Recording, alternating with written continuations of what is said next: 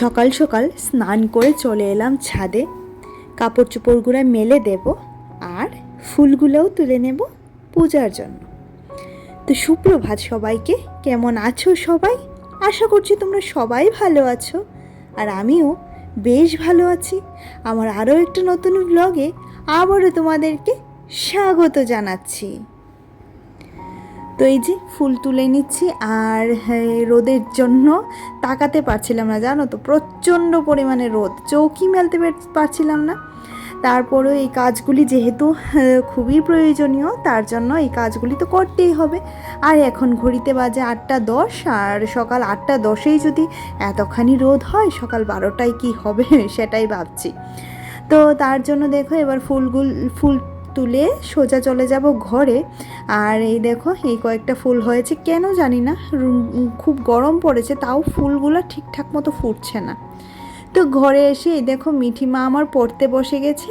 আর ওর কালকে থেকে একদম এক্সাম শুরু হয়ে যাবে, কালকে থেকে মেইন এক্সামগুলো হবে, মানে হাফ ইয়ারলির মেইন এক্সামগুলো। তো অবশ্যই তোমরা আশীর্বাদ করো যাতে ওর এক্সামগুলো খুবই ভালো হয়।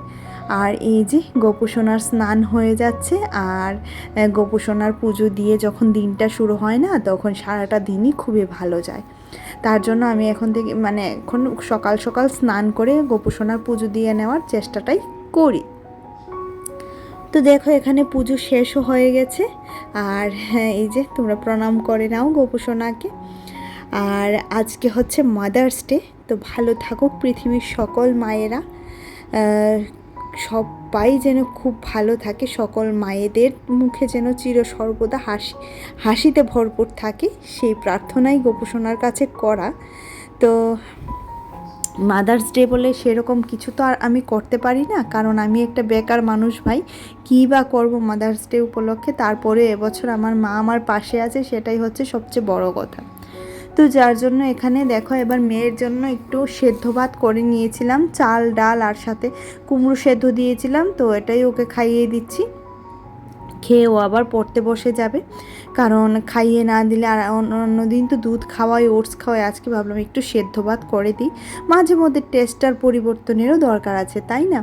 আর এই দেখো এখানে বর নিয়ে এসেছে মাছ, আর স্নান করে মাছ ধোয়াধুয়ি যে কী বিরক্তির কাজ, সেটা যারা করো তারা অবশ্যই জানো। কিন্তু এই যে মাছগুলো দেখতে পাচ্ছ, আমি তোমাদেরকে অবশ্যই দেখাবো আগে, এগুলা ঢেলে নিয়ে একটা জায়গাতে। এই মাছগুলা কিন্তু একটাও আমি কাটবো না, প্রত্যেকটা মাছ মা আমাকে কেটে দেবে, জানো তো। আর এই দেখো এখানে নিয়ে এসেছে মৌরলা মাছ, আর এগুলো হচ্ছে মনে হয় রুই মাছ। আর দেখো কি পরিমাণে আঁশ মাছের গায়ে, কাটিয়ে এনেছে, তারপরে এই পরিমাণে আঁশ। তো আঁশগুলি ছাড়িয়ে মাকে দেব, মা ভালো করে বেছে টেছে দেবে। আর এই যে মৌরলা মাছগুলিও মা বাছবে। তো মা থাকাতে না এইসব কাজের কোনো চিন্তাই আসে না, জানো তো। যখন মানে জীবনের এক একটা বয়সে মাকে এক এক রকমভাবে প্রয়োজন আসে, মায়ের প্রয়োজনীয়তা এক এক রকমভাবে আসে। যখন ছোট ছিলাম, খাওয়ার জন্য মায়ের প্রয়োজন ছিল, মানে মাকে সব সময় বলতাম আমি নিজে ভাত নিয়ে খেতে পারবো না, আমাকে ভাত দিতে হবে, তুমি যেখানেই থাকো আমাকে ভাত দিয়ে যাও, জানো তো। যখন একটু বড় হলাম, তখন মায়ের প্রয়োজনীয়তা হলো যে আমি ঘরে একা থাকতে পারি না মা, তুমি আমার পাশে বসে থাকো। তারপর যখন একদম বিয়ে হয়ে গেল, তখন মার শূন্যতাটা অনেকটাই বুঝতে পেরেছি, কারণ মায়ের মতো করে কেউই বোঝে না। তারপর যখন আমি মা হলাম, তখন বুঝেছি মায়ের আসল মানে কাজটা কি। আর এখন তো আমি হাড়ে হাড়ে বুঝছি যে আমার মা আমাকে কত কষ্ট করে বড় করে তুলেছেন, কারণ মিঠিকে দিয়েই আমি বুঝতে পারছি আমার মা তো আমার নিচে অনেক এফোর্ট দিয়েছেন। একটা সময় এই গল্পগুলিও আমি তোমাদের সাথে অবশ্যই শেয়ার করব। আমার জীবনে বলার মতো অনেক কিছু আছে, যেগুলো একমাত্র তোমাদের ছাড়া আর কাউকেই বলতে পারবো না, আর কাউকে বলা সম্ভবও নয়। অবশ্যই সেগুলি আমি তোমাদের সাথে শেয়ার করব। তো চলো, অনেক বকবক করার পর এবার মাছের ঝোলটা রান্না করি। অনেক কিছুই রান্না হয়ে গেছে, আর এখানে মাছের ঝোলটা পেঁয়াজ দিয়ে করব। আর এই মাছটা খেতে এক ফোঁটাও টেস্ট নয়, কেন আমি জানি না, যার জন্য একটু তেল মশলাটা ভালো করে দিয়ে রান্না করতে হচ্ছে, নাহলে এতখানি তেল মশলা দিয়ে মাছ আমি কখনোই রান্না করি না। তো মিঠির বাবা বলছিল একদম শুকনো শুকনো করে তেল মশলাটা একটু বাড়িয়ে দিও। আর এখানে দিয়েছিলাম পেঁয়াজ ফোড়ন, আর তাতে পেঁয়াজ, টমেটো আর শুকনো লঙ্কা বাটা, আর কিছুটা কাঁচা লঙ্কা কেটে দিয়ে দিয়েছিলাম। এবার এই গ্রেভিটা ফুটে আসলে মাছগুলি দিয়ে দেব।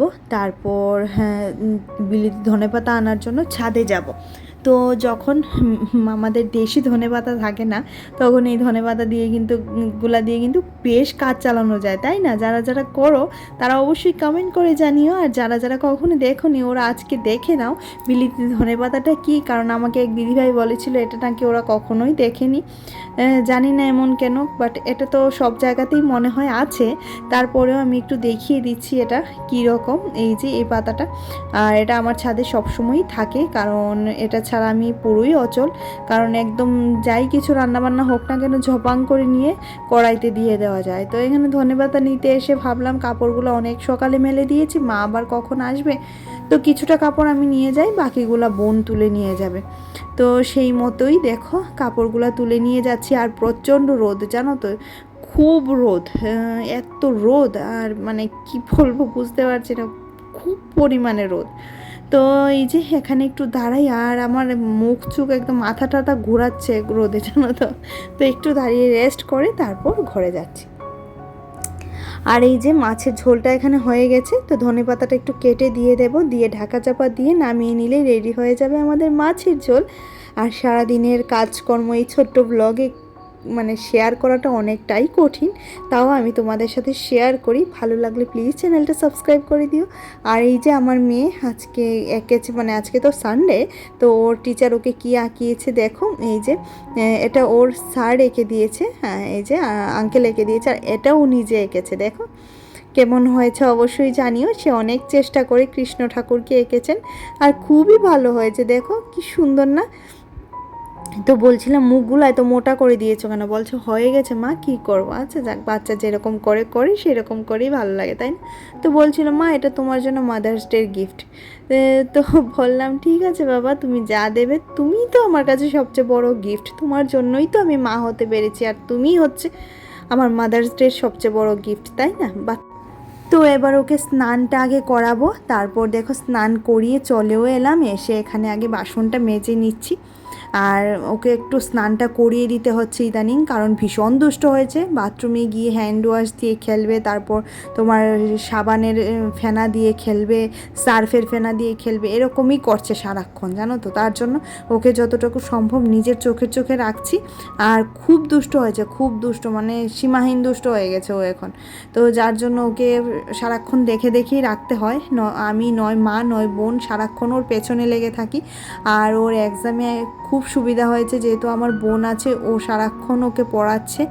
তো এই জিনিসটা খুব ভালো হয়েছে, জানো তো। কারণ দেখো ঘরের কাজ বাজ করবো না, বাচ্চার যত্ন করবো না, বাচ্চাকে নিয়ে পড়াতে বসাবো, সেই দিকটা খেয়াল রেখে আমি ওকে পড়তে বসাই কীভাবে জানো, এই গরমের মধ্যে রান্নাঘরে এসে ওকে নিয়ে বসি, পড়াই, তারপর আমি রান্না করি। কিন্তু কি করব, এটা করলে তো আর সবসময় হবে না। তো এই বছর যেহেতু বোন আছে, তো ওকে বলছিলাম তুই ওকে প্রিপেয়ার কর।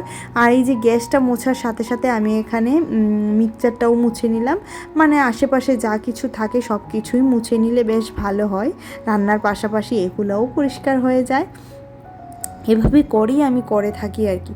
তো যথারীতি এখন গ্যাসের ঝিকগুলোও মুছে লাগিয়ে দেব। আর এই যে ঘরটা মুছতে চলে আসলাম, এটাই হচ্ছে রান্নাঘরে আজকের মতো ফাইনাল টাচ বললে ভুল হবে। এখনও খাওয়া দাওয়া বাকি আছে, তারপর দুপুরের বাসনপত্র ধোয়াধুয়ি বাকি আছে। সংসার মানেই তো এটা না, খাওয়া দাওয়া, নোংরা করা, ভরিয়ে ফেলা, আবার ধুয়ে পরিষ্কার করে ফেলা, তাই না?